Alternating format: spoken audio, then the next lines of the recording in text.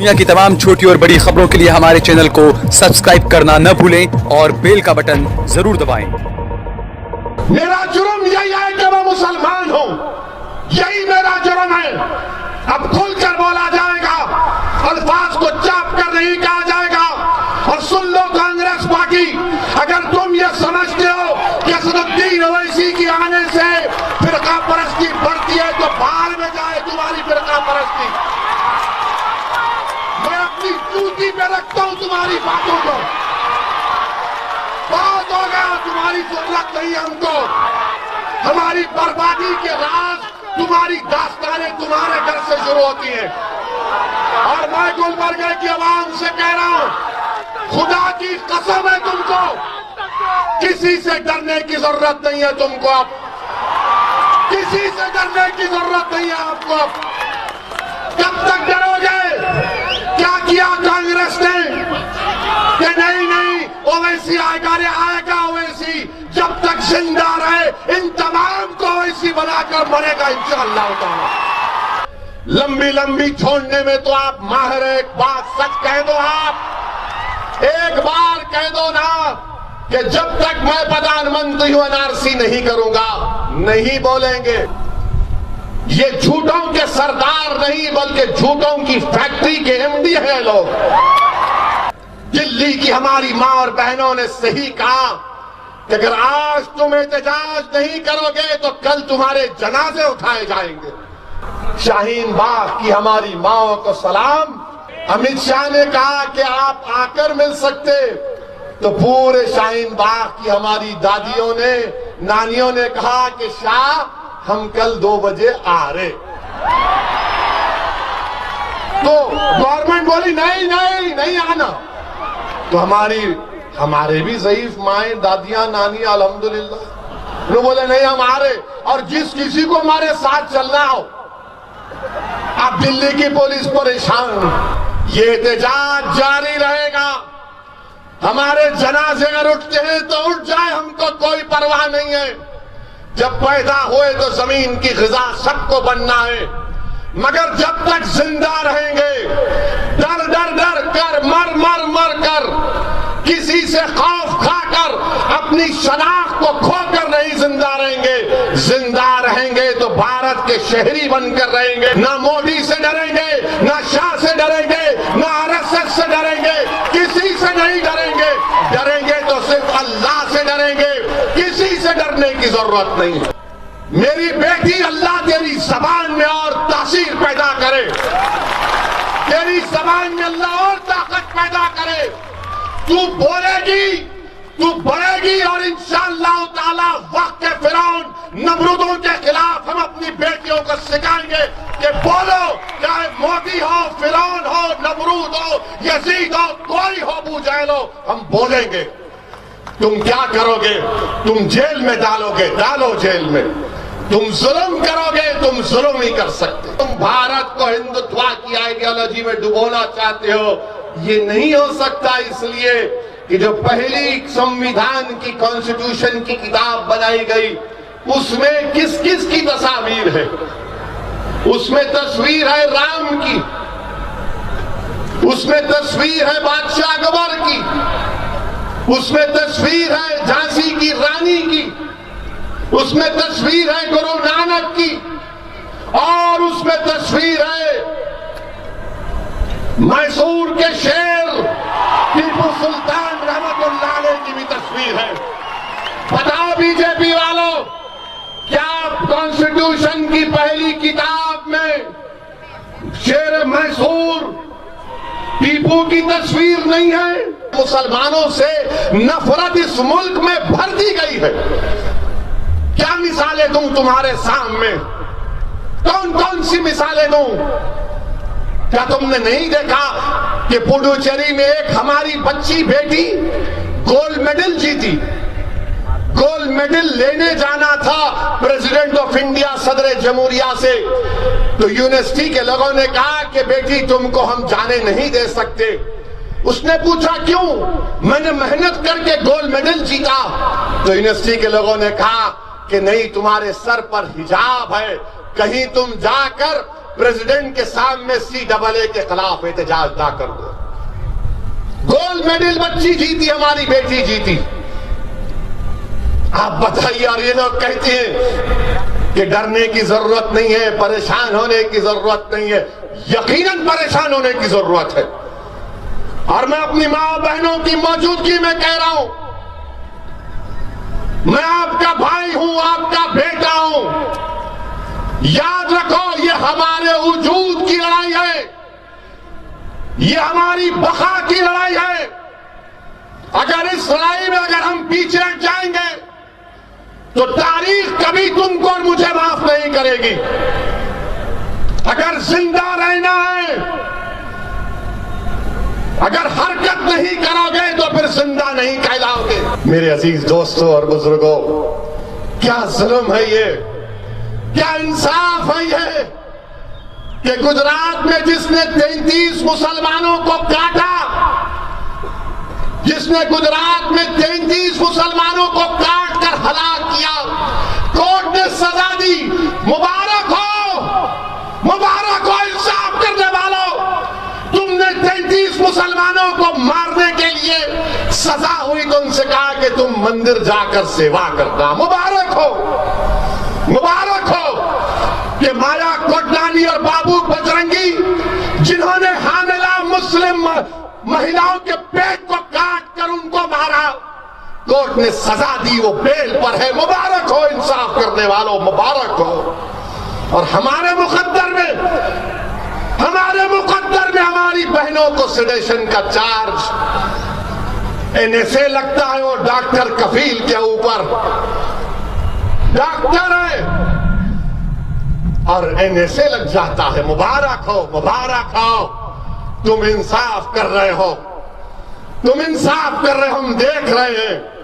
मगर खुदा की कसम हम नहीं भूलेंगे इसको।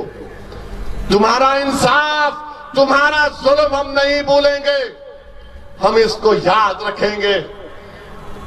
एक डॉक्टर है तो उसके ऊपर NSA, और एक उत्तर प्रदेश का चीफ मिनिस्टर है जो कहता है गोली मारो, बिरयानी मत दो। और एक मिनिस्टर है मोदी की कैबिनेट का जिसका नाम अनुराग ठाकुर है, वो कहता है कि देश के गद्दारों को गोली मारो। उनके ऊपर कुछ नहीं, कोई केस नहीं, कोई केस नहीं। और हमारी मासूम बच्चियों के ऊपर उनको पूछताछ की जाती। 4th क्लास की बच्चियां, 5th क्लास की बच्चियां, पुलिस जाकर स्कूल में क्वेश्चनिंग करती है 3-3 घंटे बच्चों से। अपने दिलों पर हाथ रखकर सोचो, सोचो कि तुम्हारी अगर बेटी और बेटे से कोई पुलिस वाला आकर तुम्हारी गैर मौजूदगी में तुम्हारी बेटी से, तुम्हारे बेटे से सवालात करेगा, तुम्हारे दिल पर क्या गुजरती होगी। अगर मुल्क में NPR NRC होगा, 65,000 करोड़ का खर्चा होगा, 65,000 करोड़ का खर्चा होगा। और आपको मालूम होना चाहिए कि अच्छा से अच्छा अगर काम भी होगा तो कम से कम 8 करोड़ लोगों के नाम नहीं आएंगे, 8 करोड़ लोगों के नाम नहीं आएंगे। एक्सपर्ट्स लिख रहे हैं, माहिरीन लिख रहे हैं, बेहतरीन से बेहतरीन काम होगा, 8 करोड़ लोगों के नाम नहीं आएंगे। जब ये पढ़ा तो मेरे आंख में आंसू आ गए कि अगर जिसको मैं जानता हूं, जो मेरे रिश्तेदार हैं, जो मेरे हैदराबाद की वोटर हैं, जिनसे मुझे मोहब्बत है, जो आप यहां पर आए, अगर खुदा की कसम इसमें से एक मुसलमान का भी नाम नहीं आएगा तो मैं क्या करूं बताओ। ये जो कुछ एक एक लफ्ज कह रहा हूं, इनकी कानून की किताब में लिखा हुआ है, वो देखकर बयान कर रहा हूं। मैं कोई कहानी नहीं बना रहा हूं। इसीलिए कह रहा हूं कि कोई अगर संघ परिवार के लोग, बीजेपी के लोग अगर मुझे जो कुछ यहां पर कह रहा हूं अगर गलत है तो मुझे गलत साबित करके दिखाओ। कल तुम में हिम्मत है तो मेरे खिलाफ केस बुक करो। मैं तो बोलते आ रहा हूं ना मोदी के खिलाफ, पार्लियामेंट में बोला मैंने, और तुम्हारा मिनिस्टर बोलता गोली मारो देश के गद्दारों को, तो कोई आईपीसी नहीं, कोई सीआरपीसी का सेक्शन नहीं लगता, और वजीर आजम खामोश बैठे हैं, होम मिनिस्टर खामोश बैठे हैं। अरे ये क्या खामोशी है आपकी वजीर आजम? आपका मिनिस्टर कह रहा है गोली मारो, इसीलिए मैंने पार्लियामेंट में कहा कि मारो गोली, मैं सामने तुम्हारे खड़ा हूं, मार के दिखाओ गोली।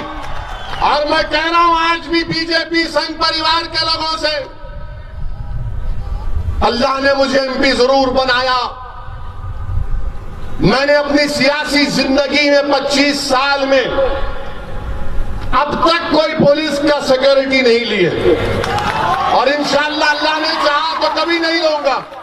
मारो ना प्यारे, मैं अकेला फिरता हूं, आओ ना प्यारे, मैं भी देखना चाह रहा हूं कौन सी गोली के ऊपर मेरा नाम लिखा है। गोली मारेंगे, कितनों को मारेंगे बताओ? कौन गद्दार है तुम्हारी नजर में? ओवैसी गद्दार है तुम्हारी नजर में, अब्दुल रहीम गद्दार है तुम्हारी नजर में, हम सब गद्दार हैं। मगर याद रखो गोली मारने वालों, तुम्हारी गोलियां खत्म हो जाएंगी, मगर हमारे सीने तुम्हारे सामने खड़े रहेंगे। हम तशद्दुद नहीं करें, ना कभी करेंगे। तुम गोली मारने की बात कर रहे हो। जामे मिलिया में 30 जनवरी को जामे मिलिया के बच्चे जुलूस निकाल रहे, सत्याग्रह कर रहे, एक राम भक्त चला गया, गोली मारता है और फौरन मीडिया में आ जाता है, नहीं वो तो बच्चा है, जुवेनाइल है।